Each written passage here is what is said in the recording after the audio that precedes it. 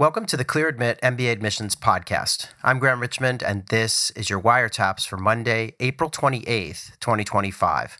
I'm joined by Alex Brown from Cornwall, England. Alex, how are things going? Very good, thank you, Graham. So, how was your quick holiday? Yeah, I had a quick holiday down in the south of France. Lots of fun, hiking, etc. The weather cooperated, which was really great. But yeah, so back and recharged. Busy months ahead here with Clear Admit activities and the annual GMAC conference, but there's just always a lot that happens at this time of year. So I needed that kind of quick refresh. Very nice. So what's going on in the world of MBA admissions? I mean, lots of waitlist chatter and round 3 stuff, right? Yeah. Look, quite a lot of round 3 stuff. I mean, last week, Keenan Flagler and Tepper were scheduled to release decisions for round 3, but this upcoming week, we've got McCombs, Darden, Kelly, Johns Hopkins, Carey, Tuck, Ross, Terry, Mendoza, INSEAD, and Owen, all scheduled to release decisions. So it'd be quite active next week in terms of those final decisions for round 3. So as we've said on a number of occasions, it's a much more condensed round. Yeah, and I'm noticing, and you'll hear this later in the show because I saw you picked a couple of ApplyWire entries. I'm noticing that we're also starting to get some folks in our orbit here who are really targeting next year, and so we're kind of this mix of round 3 waitlist stuff, but also those folks who are nicely out in front and preparing to apply in the coming cycle. So yeah, it's a good time of year for that stuff. Absolutely. So speaking of how I said I'm going to be really busy over the next couple of months here, we've got a crazy May. We keep talking about it on the show, but I'll mention again that we're doing 4 virtual events in the month of May. May 6th and 7th are the first 2. And, those are going to be some fun events. So on May 6th, I'm going to sit down with admissions directors from Dartmouth, Duke, INSEAD, London Business School, and Michigan Ross. And we'll have kind of a discussion around, just how their application process works, some questions. And also we'll do a lot of kind of myth busting and just sort of explaining how the admissions process works. And then the next day, May 7th, I'm sitting down with admissions directors from Tepper, Cornell, Harvard Business School, NYU, Stern, and Emory. So those are the first 2. There are 2 more later in the month. I'll give you the schools on those later. But so 4 virtual events. You can sign up for them at bit.ly/appoverview25. So these are usually super popular. I noticed Mike on our team has been sharing the signups data, and it's pretty crazy. A lot of people have already signed up for these, so it should be fun. Yeah, more than 300 for the first event. Yeah, and I'm sure that's going to go way up between now and then too. We usually get 1,000 people. So yeah, it's going to be fun. The other thing is that, as we've been saying, we're doing our in-person event in Boston. That's on May the 14th. It's a Wednesday evening. We're doing a big MBA Fair, 24 schools, panels. I've confirmed, had a great discussion with the woman from who heads recruiting at Bain. They're going to be there. We'll do a panel about consulting. We're going to have a panel about how to finance the MBA. And then a lot of panels on very specific admission stuff. And I've just been putting together the roster of the schools that are going to take part in the panels, and that's looking fantastic too. So come on out. It's a great way to meet alumni, to chat with admissions directors. And again, these schools are never in the same place at once at one fair. So this is a big event. And yeah, come on out if you can. bit.ly/MBA Fair 2025. It's in Boston, hosted at MIT Sloan. Should be a lot of fun. I think it's absolutely fantastic. And like you say, getting all the top schools in one room, I don't think that occurs in the MBA admissions fair world anymore. No, it doesn't. So we're excited about that. The other thing is that speaking of top schools, like we kind of keep an eye on career placements, and I know there's a lot of chatter in Reddit, and how good is the MBA at placing people? And Elliot on our team kind of spends a lot of his time looking at career placements, and he just compiled an article about finance placements. He had done so for consulting a couple weeks back, you may recall, and so I wanted to share some sort of figures with you, Alex. I mean, he looked specifically at kind of buy-side stuff, so private equity, venture capital, investment management. And on that side of the house, there are 3 schools that really dominate. Do you want to guess what they are? You probably know. Yeah. I mean, just to be clear, buy-side is the sort of the top end of the jobs, for finance, right? So it's going to be Harvard, Stanford, and Wharton. Yeah, so 30% Harvard, 29% Stanford, 19% in terms of the percentage of their folks looking for work going into those kinds of roles. So big numbers. And it's a testament, I think, to these programs' competitive advantage in delivering strong, buy-side finance job placement. There's some other schools that do well too. I mean, Columbia, MIT, both at like 13%. And then you have Booth, Haas, Yale, and Kellogg kind of rounding it out. So a lot of M7 schools in that group, which isn't surprising. What's also interesting, though, is if you look at the raw numbers, Harvard sent 163 of their grads into these buy-side type finance roles. Wharton 108, Columbia in third place with 76 grads, and then Stanford with 58. So it's important to look at both the percentages and the raw numbers because there's obviously a nice network that starts to get created when you send lots of people into these roles year after year. Yeah, no, great point. I mean, obviously Stanford's an elite program, absolutely fantastic, but it is a smaller program. Right, exactly. Yeah. And then, it sort of coincides with another piece that we ran on the site about finance placements more generally. As part of our Real Numbers series, we just looked at like which schools send the most grads into finance. And that would include investment banking as well as these buy-side type jobs in venture capital, private equity, investment management. So who do you think, if you had to give me, do you think you can take a guess at the kind of what's the school that sends the most, the highest percentage of its graduates into any and all finance-related roles? Highest percentage, I would go for Stern. No, it's this interesting. It's Cornell Johnson with 42%. Okay. Yeah. Yeah. And then we've got Harvard with 39%, Wharton and Stanford tied with 37%, and then Columbia and Stern are tied at 36%, followed by Booth. And there's one European school with a really decent percentage of finance jobs that I wouldn't have guessed. Do you want to take a guess at that one? So it's not LBS? No. Huh. And it's not INSEAD either. No. I'll let you tell me. So it's Oxford sends 32% of their grads into these finance jobs. So yeah. Interesting.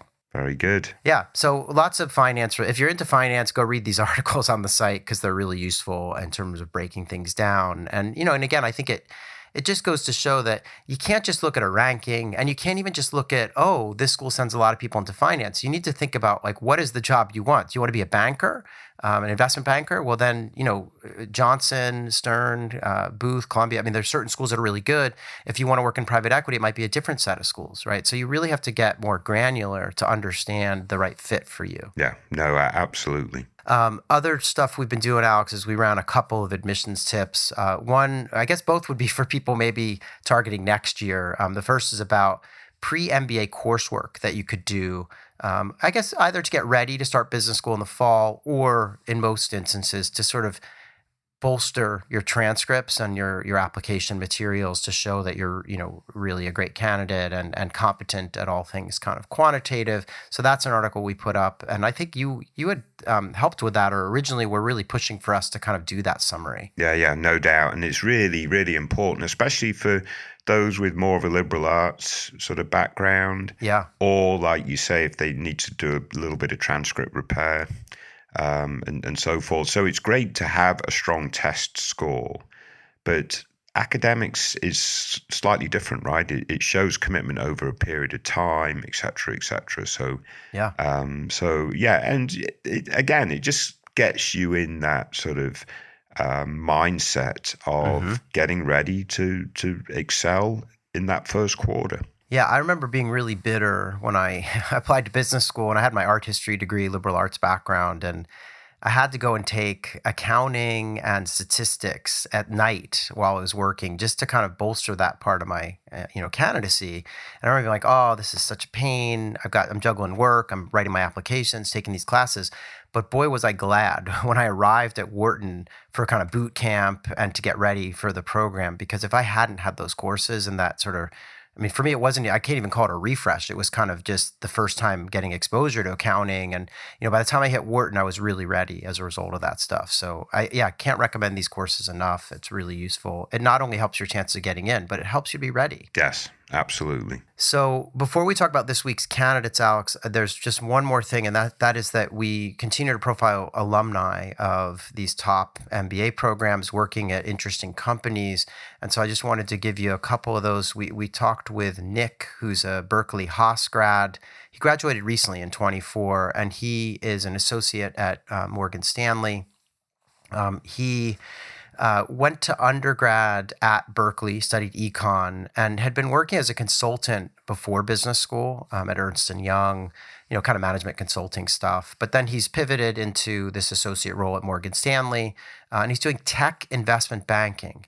And, we asked him, what is one thing you would absolutely do again as part of the job search? And he said, Haas does an incredible job of providing support to students pursuing investment banking through Career Center sponsored events and by employing industry experts.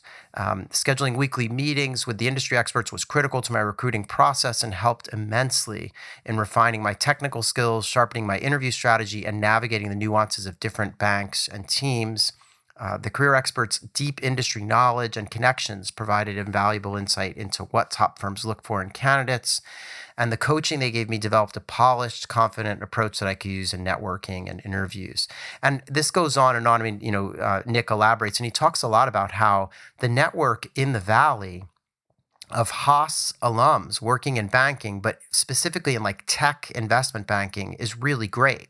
And the reason I mention this is because here we just talked earlier on the in the show about finance jobs, and we weren't really mentioning Haas as one of those top schools for banking or something, but again, when you pull back the kind of covers and get a little bit under the, sort of into the weeds, you can see that some of these schools have powerful networks in very specific areas, and it would make sense that, Haas would have these kind of ties into sort of tech investment banking. Yeah. No, makes absolutely perfect sense, and great to see all the resources Haas, puts in play for those folks. Yeah. I mean, that was going to be my question when you said they work at Morgan Stanley. Is that in the Valley? Yeah. And I assume the answer is absolutely yes. Yeah. So in San Francisco, yes. Yeah. So that was our first Real Human alum that we caught up with. We also caught up with Diego, who is a Rice grad out of Houston. He works for a company called Energy Re and is an M&A and investments associate there. My understanding is that Energy Re is a kind of M&A shop that focuses on renewables. And he's been there for a couple of years now because he graduated, I guess, in 23. He basically went to undergrad at Missouri University, studied petroleum engineering, and had been working at Shell for like 5 years in oil and gas, and then has used the MBA to pivot over to kind of M&A and in the renewable side of things. So really interesting. And we just said, what's one thing that you might change or do differently as part of the job search? And Diego said, I'd stress less and trust the process. Opportunities come together when they're meant to. At the same time, I'd invest more in MBA friendships. The job will come, but those relationships last a lifetime and shape your career in unexpected ways. So that's Diego's advice to those in business school looking for jobs. It's great advice, especially when you can do it. You can provide that advice in hindsight. Yeah, of course. Yeah. Yeah. No, but I think it is true. The relationships you build in business school are just so critical, and it's really fulfilling. So our last Real Human alum that we caught up with is, and I'm going to have trouble pronouncing this first name, but I'm going to give it a shot, Pratibha. And Pratibha is a Washington Foster grad from the class of 23 and is currently working as a senior product manager at Amazon. Pratibha hails from Delhi, India, and had gone to school in India majoring in electronics and communication engineering, but had also, after that, worked as like a tech consultant and an engineer, done some work with Deloitte and Accenture, and then went off to Foster and has landed this role, at Amazon as a senior product manager. Been there for a couple of years now, and we asked, "What's one piece of advice do you wish you'd been given while you were pursuing your MBA?" And here's the quote: "It's a ride. Don't forget to take a moment for yourself, slow down, and breathe.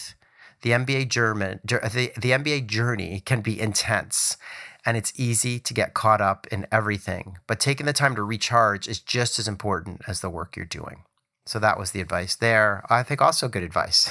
Yeah. No, absolutely. Yeah, I love hearing these. I mean, obviously hindsight's 20/20, but it's always nice hearing what alums have to say. Yeah. So before we talk about this week's candidates, I did want to remind people they can email us at info@clearadmit.com.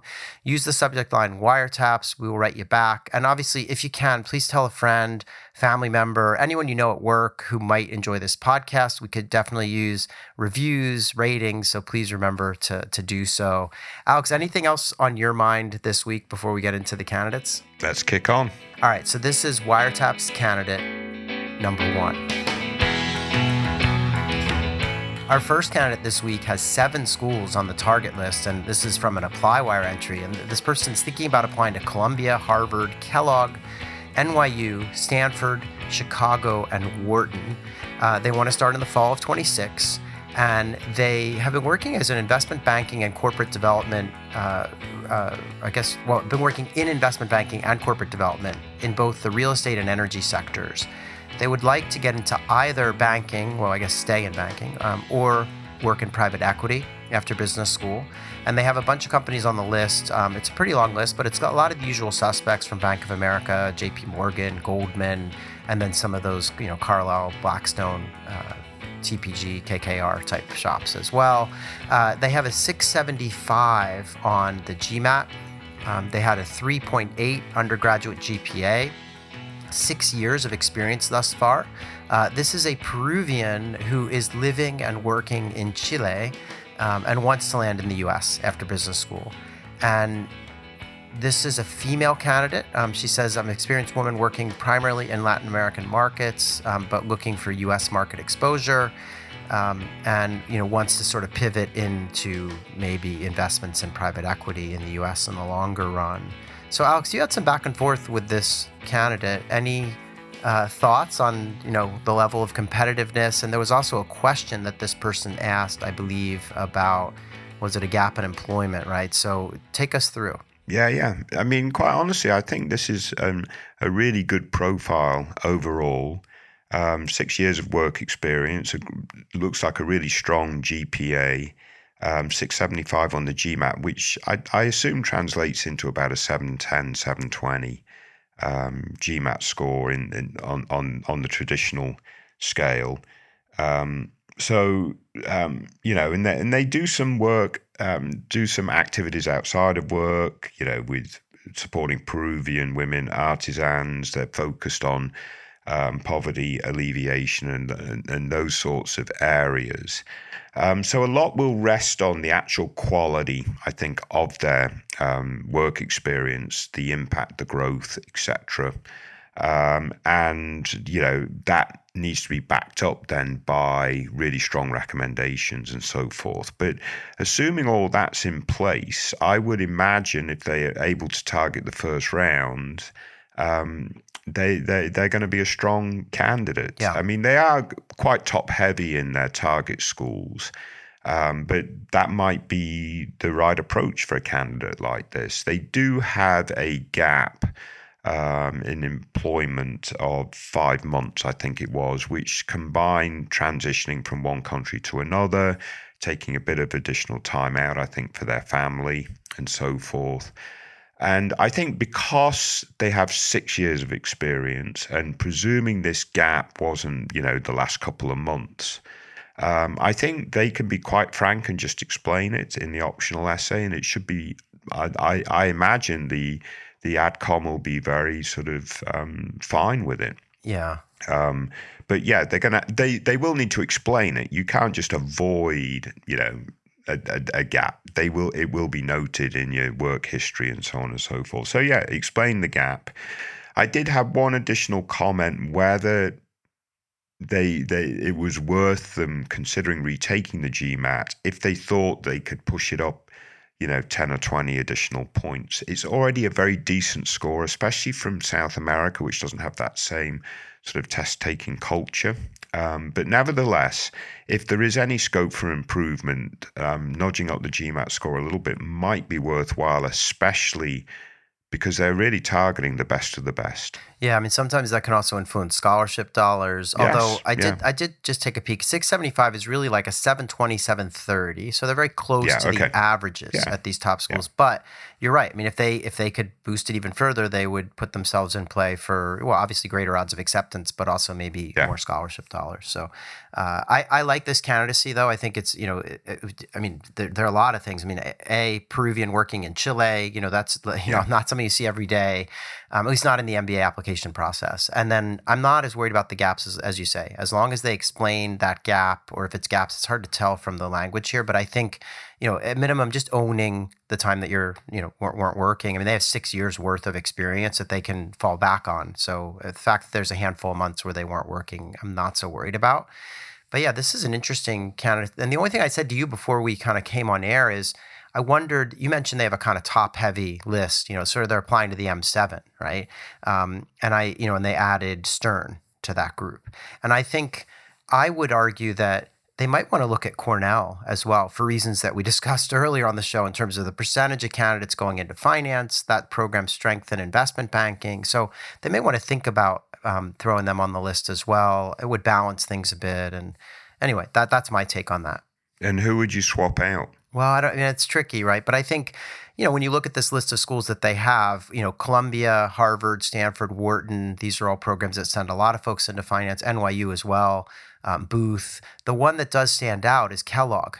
They're on the list here, and they have a great finance department, but if you're just looking at the numbers, they're sending less people into that domain. So that might be one. Yeah. But in any event, so I think they could also, apply to the best of the best in the first round and see where the chips fall and whether they need to cast a wider net or not. No. Yeah. So I do want to thank her for sharing her profile. Hopefully this is helpful as she continues to kind of get things into gear for application this coming fall. Let's move on and talk about Wiretap's candidate number 2. Our second candidate this week also comes from an ApplyWire entry, and this person has 6 schools on the target list, and those schools are Columbia, Cornell, NYU, Chicago, Booth, Wharton, and Yale.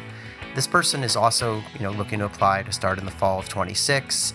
They have been working as a management consultant, at least for the last couple of years, and it sounds like they also did some regional Eastern European investment banking and PE work. They are hoping to get into investment banking after business school. And they mentioned Bank of America, Barclays, Goldman Sachs, JP Morgan, and a bunch of other common targets for iBanking. They have a fantastic GRE score of 330. Their GPA is a 3.0. We'll get into that in a moment. And they have 5 years of work experience. They're currently located in UAE, and they want to land in New York. They also mentioned that they were born and grew up in Central Asia, and they don't say which country, but they say, think Kazakhstan, Tajikistan, or Turkmenistan. So one of those places is where they're originally from, but they've landed in the UAE and are working there. They said that they had a lot of extracurricular activities when they were an undergrad, and even in the early, couple of years of their career, but that since then, most of their extracurriculars have been kind of work-related, where they're doing mentorship stuff or trainings and things. So they wanted to get our take on that. What do you make of this candidacy, Alex? Yeah, I mean, obviously the one unknown to us is the quality of their undergraduate experience. So they report a 3.0 GPA, which, if that was in the US and so forth, we would be inclined to think that's on the lower end of the spectrum, right? Vis-a-vis average GPAs for top schools. But it's not a US GPA. I'm fairly sure of that. It's probably converted from a GPA, whether it's from the Central Asia or wherever they studied. So we need to have a better handle on the rigor of their undergraduate work, as well as how did they perform within that rigor in terms of top of their class, et cetera, et cetera. Obviously, the 330 GRE is very strong, so that's a really positive signal, and that helps. There's no doubt about that. But getting more clarity on the GPA is going to be really, really important.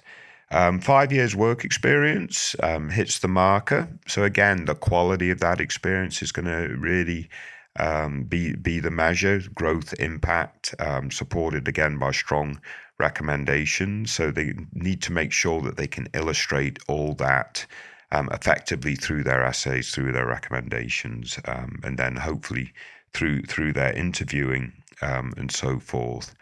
The outside activities is another platform for them to show a little bit more about who they are, how well-rounded they are, how they sort of impact others, et cetera. So it looks like it's something that they were involved in quite extensively in undergrad. That's very good, as well as the beginning of their career.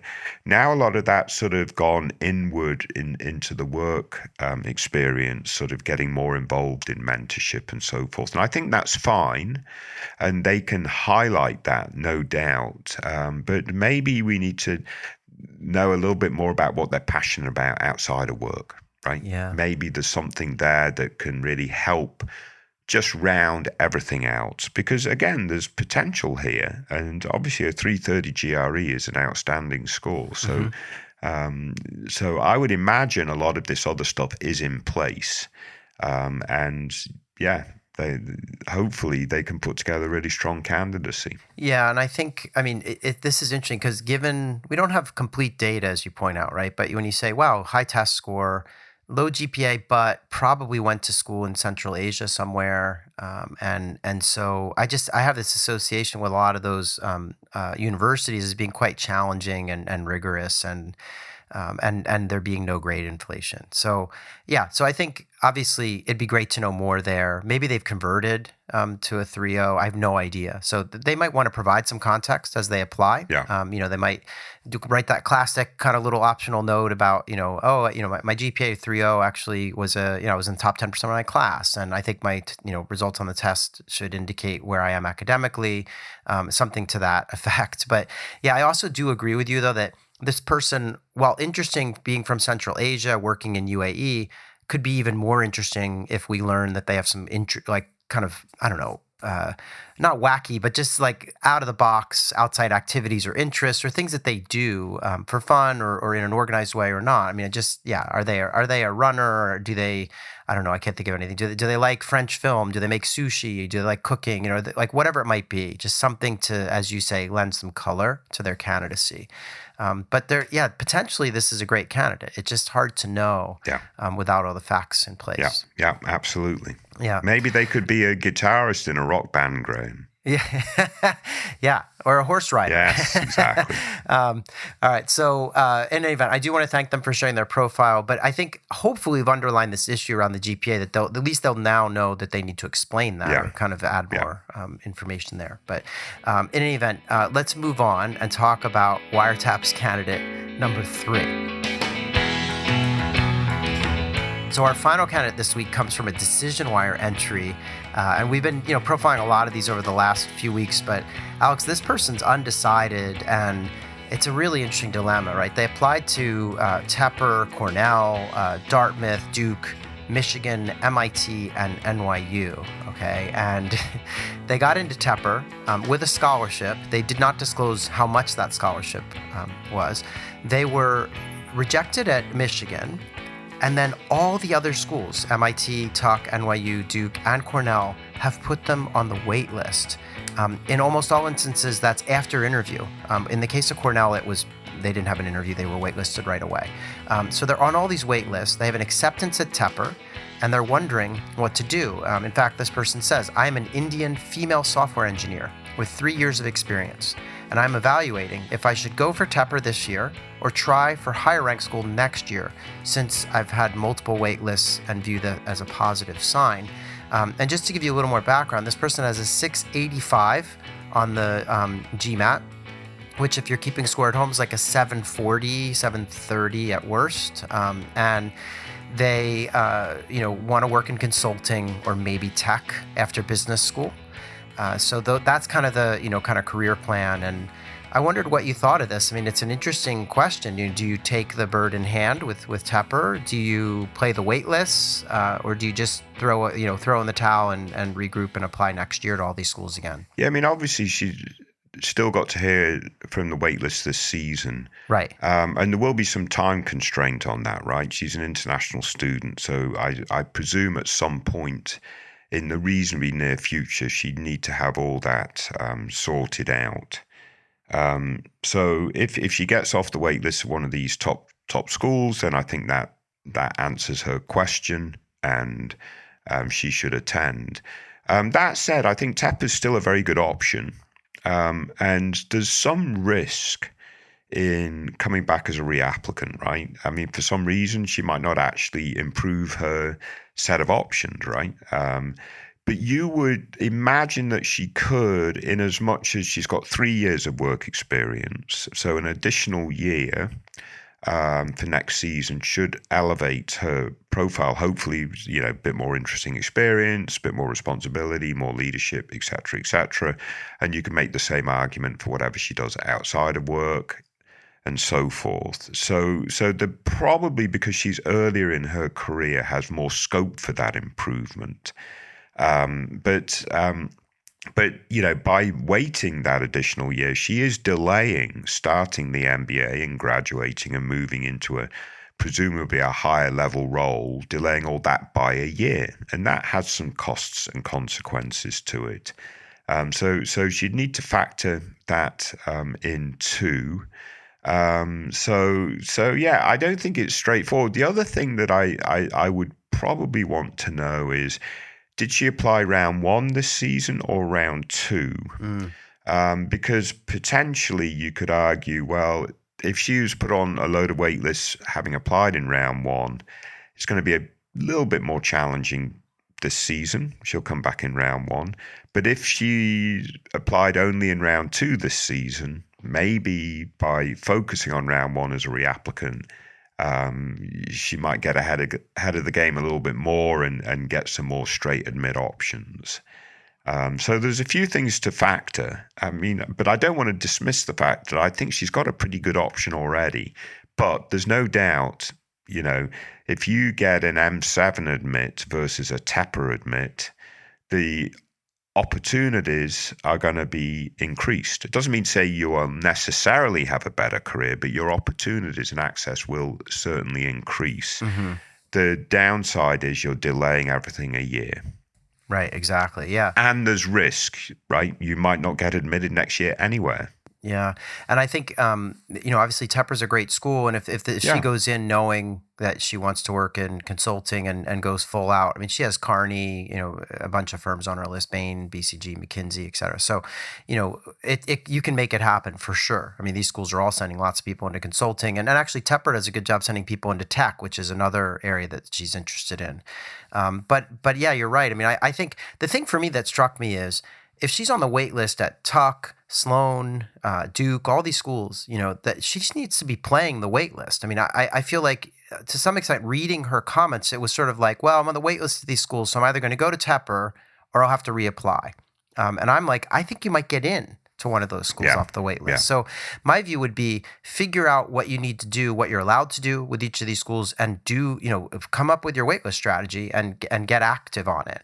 I will say I looked into this before we came on air, and I realized that if she matriculates or goes through the process with Tepper and gets her visa, so let's say she tells Tepper yes, puts the deposit down, starts the visa process, you can't transfer a visa. So if for some reason in July she gets into Sloan or some other school and decides that she wants to go there, it's not so hard. Like, it doesn't start the process over for a visa. So if you have the visa for school A and you get into school B, there's a whole process to switch the school. So and it's not cumbersome, and it doesn't mean you're starting over. So that's just one thing I wanted to keep in mind too. Yeah, no, that's great advice. Yeah. So in any event, it's an interesting. I would love to know what's landed her on all the wait lists. Yeah. Is it the interview? Is it just that only 3 years of experience, so a little bit light in that regard? Hard to say, I guess. Or is it just maybe overrepresentation? There are plenty of people with kind of software engineering background applying from India. who knows? But for some reason, everyone's kind of keeping her in the holding, in a holding pattern. So it is what it is. I mean, if she had 6 years of experience, I would say go now, go to Tepper. Right. But the fact that she has 3 years of experience does suggest there may be more scope for improvement in the overall profile for next season. But I agree with you. That might, like you say, that might be why she's on the wait list anyway. Yeah. So in any event, I want to thank her for sharing this dilemma. My main advice is go after these wait lists. Don't just assume that you're in purgatory. Like you can shape how things, how things turn out by being proactive on these lists. So in any event, Alex, thanks for picking out these candidates. It's exciting to be talking about all these ApplyWire entries now for people for next year. And just appreciate you doing this. And we'll do it next week if you're around. Very good. Stay safe, everyone. Take care.